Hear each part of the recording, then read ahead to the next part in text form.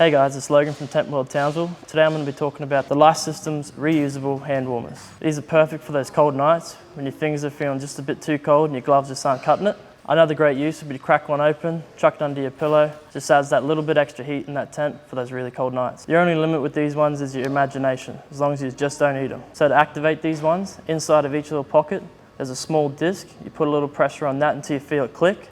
Then it'll activate. The crystallize will happen in about 10 seconds. Heats up to 54 degrees, lasts 90 minutes. But after your 90 minutes are up, don't throw them away because they're still usable. You just got to reset them. So to do that, boil a pot of water, drop your hand warmers in, 6 to 8 minutes, wait till it's completely clear, and they're ready to go again. But just be aware, when they're completely clear, they're going to be the same temperature as the water you were just boiling them in, so be careful. So if you like what you see and you want to get some yourself, come into one of our stores. We're always happy to see you. Or head online to our website at tentworld.com.au and grab some yourselves. And as always, happy camping.